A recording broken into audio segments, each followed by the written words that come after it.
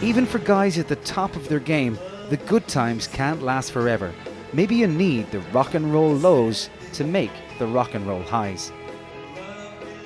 Myself and Darren, the guitarist, we were pretty much the two last people to walk out of the beautiful mansion we had in Chiswick, and we got to the tube station and we were standing on the platform, Hammersmith tube station, and it was a case of, do we stay on this platform, which takes us into London, or do we cross the other platform, which is the Piccadilly line to Heathrow? So it was just tragic, you know. Like I was saying a minute ago just about how when the band was grinding down, it was partly because people were probably looking around at their mates who were doing well in that, which it kind of put us all, being in the band, put us all on the back foot that way. Myself and Eric were out not so long ago with a mate of his from college, and he was like, it turns out 2 years off the end of his mortgage, and we're about 2 years into our mortgages. It's a funny old business, the record industry, and has become stranger certainly since. But you know, we didn't shift enough units, as they say in industry parlance, for them to warrant us, you know, extending our contract option. But rock isn't a career that you just retire from. No one ever really hangs up the guitar. Messrs Markham, Keary and Quinn are still doing their thing, and it's taken their rock and roll journey in some interesting directions.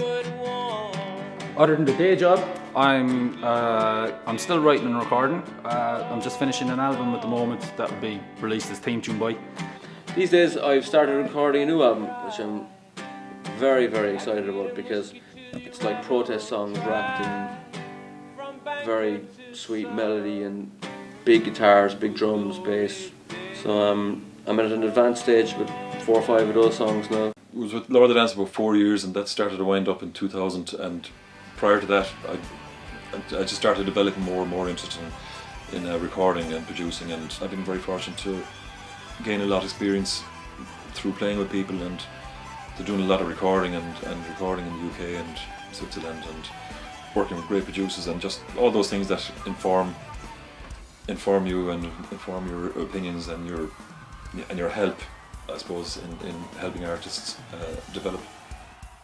The Drivens, Brendan Markham, Tuesday Blues, Dave Keary and Niall Quinn of the Hitchers have played thousands of gigs between them. They've had highs and lows and lived the lifestyle that thousands of teens would dream of. Would they have changed anything?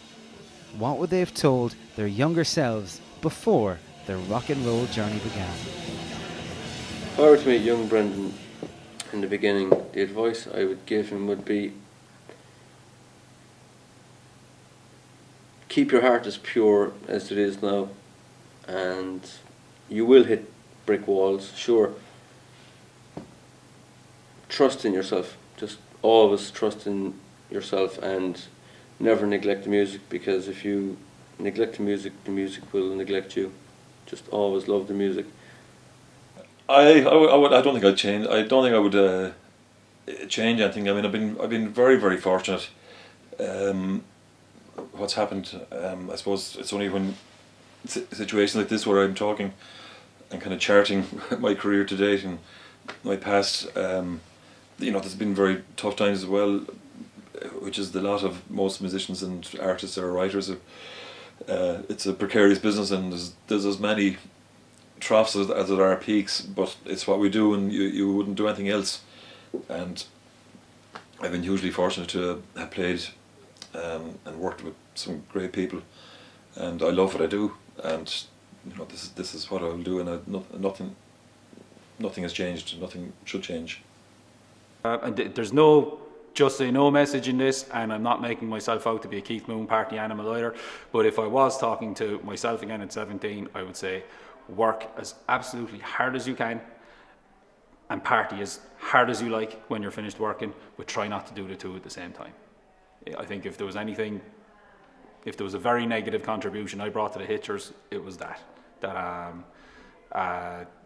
just at crucial times there was drinking going on when there was gigging going on, and there was people from record companies watching, like big record companies watching, and they're kind of going, nah, there's a Shane MacGowan already, let's leave this, go find something else.